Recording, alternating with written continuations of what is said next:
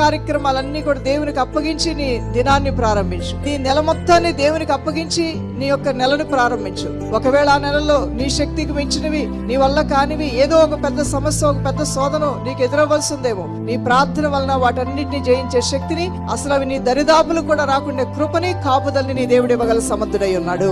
అందువల్ల ఏ పని ప్రారంభించినా ఒక పని నువ్వు ప్రార్థనతో ప్రారంభించు, ఒక పని నువ్వు ప్రార్థనతోనే ముగించు. దానివల్ల దేవుని యొక్క ఏర్పాటును కోరుకుంటున్నావు. దేవా, నువ్వు కూడా నా పరిస్థితులకు రండి, నువ్వు కూడా భాగస్వామిగా ఉండండి. నా యొక్క పనుల్లో నీ భాగస్వామ్యపు హక్కును నేను అంగీకరిస్తున్నాను. నీ భాగస్వామ్యం నాకు కావాలి ప్రభు, నా స్టడీస్ లో. అలానే కొత్తగా వివాహమైనటువంటి వారు, మా వివాహ జీవితంలోనికి మీ ఆలోచనలు మాకు కావాలి, నీ సహాయం మాకు కావాలి ప్రభు అని ఆయన సన్నిధిని ఆహ్వానించాలి. మనం కనాను వివాహం ఎందుకు ఆహ్వానిస్తే వెళ్ళిపోయాడు.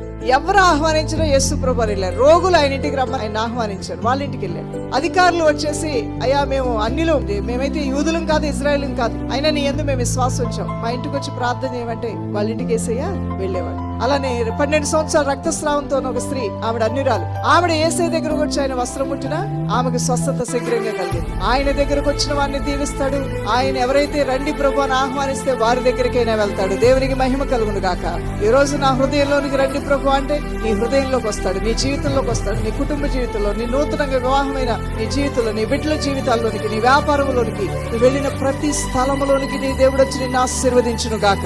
నువ్వు ఎక్కడికి వెళ్తే అక్కడ దేవుని సందు రావడానికి సిద్ధమే. ఆయనకు బోరు కొట్టదు నువ్వంటే, అలసిపోడు, సొమసిల్లిపోడు, కునుకొడు, నిద్రపోడు. నువ్వు ఎక్కడికి రమ్మంటే అక్కడికి వచ్చే నీకు సహాయం చేయగలిగిన బలసూరుడు నీ దేవుడై ఉన్నాడు, బలవంతుడు నీ దేవుడై ఉన్నాడు, పరాక్రమశాలి నీ దేవుడై ఉన్నాడు.